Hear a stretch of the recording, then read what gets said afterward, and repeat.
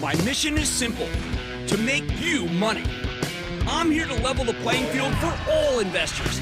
There's always a bull market somewhere, and I promise to help you find it. Mad Money starts now. Hey, I'm Cramer. Welcome to Mad Money. Welcome to Cramerica. Do you want to make friends? I'm just trying to make you some money. My job is not just to entertain, but to educate, teach. So call me at 1-800-743-CNBC or tweet me at Jim Cramer. Now that the dust has settled and the averages are rebounding like crazy, Dow getting 371 points, S&P surging 1.8%, and NASDAQ pole vaulting 2.24%. Well, it is very clear to me, I hope it's clear to you, that selling into the teeth of the sell-off earlier this week was a big mistake. I said so at the time, and I'm saying it again because it is that important. In fact, tonight I want to go one step further and immunize you against the false fears. That's right, false fears that caused so many people to panic over the past few days. Have to go back in history. I think it was an FDR moment, frankly, where really the only thing you had to fear was fear itself. Because so many of these worries were totally groundless. Those fears set up a situation we haven't seen since the mini bear market bottomed back in December. We got a very high level of negativity back then, as recorded by the Investors Intelligence Sentiment Index. It showed a dramatic drop in bullish sentiment from 38 to 21. Bears just rise from 30 to 48. Those are extraordinarily negative readings. But when you see those kinds of numbers, it's a reason to buy, not a reason to sell. Why? Because when you get numbers like we've had in the last week, where all the weak-handed bulls have turned bearish, well, that means there's no one left to sell. Whereas you got a lot of new, not necessarily battle-hardened bears who can be turned back to bullish like that. And that's what you saw. That's what you saw. The December bear market was caused by the Federal Reserve misreading the economy, frankly, raising interest rates even as business was already slowing. You were fighting the Fed back then if you like stocks. But even then, when sentiment got that negative, you had to buy because the average did snap back in January. I try to distinguish then from now. We have a much better backdrop. The Fed has already cut interest rates once, and they might do so again, which means that this time the Fed is your friend, not your enemy. That's huge. We don't fight the Fed. Yet it's still very easy to scare people out of stocks, especially during a week like this one. It is much harder to be constructive, or perhaps maybe have ice water in your veins, which is essential if you want to profit while everyone else is panicking. Now, since we're only human, I want to make it easier for you to resist the siren song of panic next time, and there's going to be a next time. I got to vaccinate you against the foolish arguments that naive commentators, misguided money managers, and people who have no sense of history use to frighten you out of your portfolio, to make you go into cash, to make you take profits that you shouldn't have, make you take losses that you shouldn't have. First, and this one's totally bonkers. They'll tell you that lower interest rates are bad. I hear that all the time. I mean, that's some Orwellian nonsense if I ever heard of it. War is peace. Oceania has always been at war with Eurasia. Lower interest rates are bad for business. Hey, when my father got back from the war in the Pacific, he was able to get a GI Bill loan of $25,000 to buy our house, 2% interest. As rates soared from those levels over the years, I remember hearing again and again that Papa got the greatest deal of all time. It's the greatest deal of all time! And we would never see those rates again. If Pop were still alive today, he'd look at those ultra-low rates as an opportunity. Hey, they got zero interest rates in Denmark. He'd probably go buy a place in Copenhagen. I mean, what the heck are people complaining about here? Not that long ago, we were fretting that the housing market was in trouble because rising rates had made it so that a house was not affordable. People wouldn't want to put a new mortgage down payment. They couldn't even put down the down payment. Well, let me think. So we got now the down payment because there's good job growth, and now we have lower rates. That's called affordability, people. Problem solved. I know that historically seeing Treasury yields this low has usually been a bad sign, as is an inverted yield curve. They often mean that the economy is headed for recession. But as I've said before, I think that's a misdiagnosis. Our Treasury bonds are being snapped up by people from overseas who want a decent yield. In many cases, their own country's bonds are in negative territory. You get nothing. So they bid up our Treasuries where you get something that pushes our long-term interest rates down. But it's not a reason to panic out of stocks. Our economy's in good shape. We're not importing the recessions. And these ultra-low rates are how we benefit from the rest of the world's weakness. Positive. Second fear, China was going to devalue its currency to offset President Trump's tariffs. As it turns out, the Chinese last couple of nights are actually working hard to prevent more devaluation. But honestly, I say, so what? If you're worried about the tariffs hurting American consumers, then you should be happy as a weaker yuan means we won't need to eat the cost of the trade war. The third fear is related. After yuan made its big move lower earlier this week, the Treasury Department freaked everybody out by accusing China of being a currency manipulator. Traders just went nuts. It made no sense to me.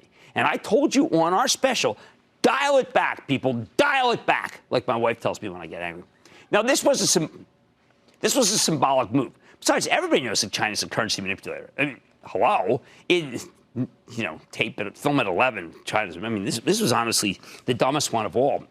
Now, most governments don't want to admit it. When the stock market gets crushed on a Captain Obvious moment, well, every day that happens, I'm going to tell you, you have to buy. Find something to buy. Get that shopping list out. The fourth worry was about the strong dollar. We're told that it will hurt us. The president says it's only partially true. A strong dollar hurts American companies that export goods. It's terrible for manufacturing. But it's great for anyone who imports stuff from overseas because it makes foreign goods cheaper. And the United States is a huge importer. Long term, I prefer a weaker dollar to a stronger one because I want our country to rebuild its manufacturing base. But short term, there are more winners than losers from a strong greenback. Don't you ever doubt that. Remember, we're talking stocks, not economic might of our country. Finally, we were told that earnings are about to deteriorate and maybe deteriorate dramatically. So you had to sell stocks before it happens. It bothers me tremendously that the people who make this argument rarely seem to follow any companies themselves, let alone they don't look at individual companies. How can you make claims about corporate earnings without listening to the corporations themselves? Some companies will definitely take an earnings hit from the trade war. I got some lists later on if you stay with the show. But plenty of other companies will do just fine. Here's what I see.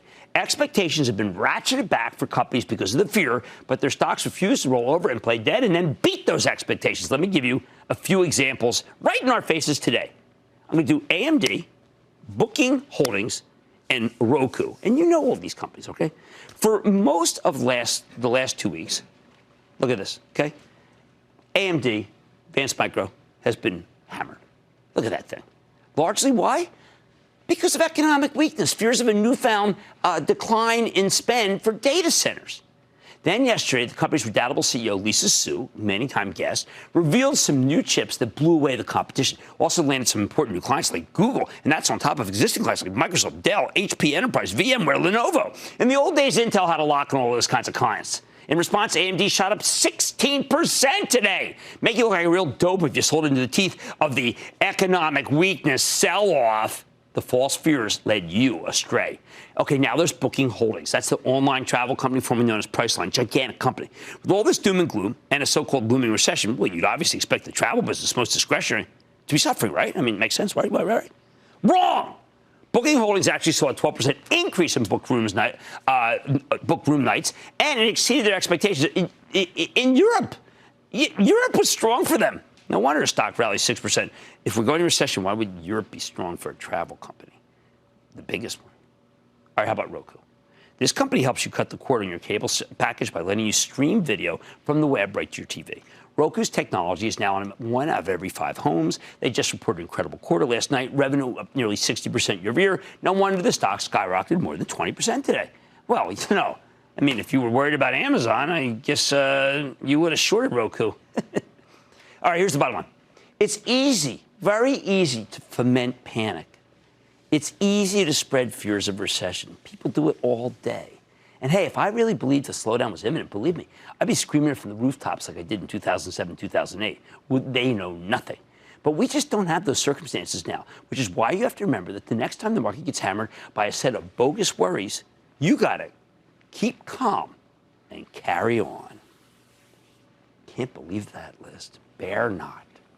Bear not. I'm so angry today. Let's go to John in New York. John. Jim, you got to know when to buy them, know when to sell them, and know when to hold, because every stock's a winner and every stock's a loser, because it's all in the earnings, and that's my advice to you. All right, Chief. Jim. That's Hey, good. Good rendition of Kenny Rogers. We'll yeah, that's good. All right, go ahead. Okay, this is John, 70 years old in New York, highest tax state in the nation.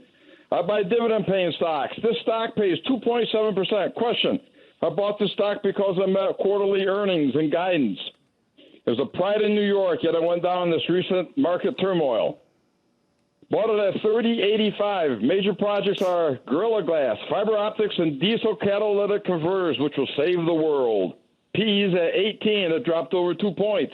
Should I buy, sell, or hold?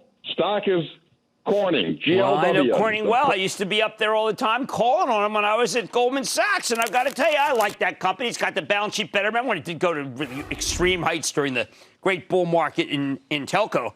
But I think I saw an upgrade today. The upgrade made sense to me. It didn't make me want to jump up and down. I would have probably waited till 3 on the yield, but I bless it.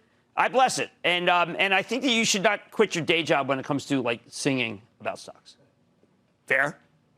Fair? Okay. Little kids are even nodding their heads here. Let's go to Jerry in North Carolina. Jer! What's up, Big Jim?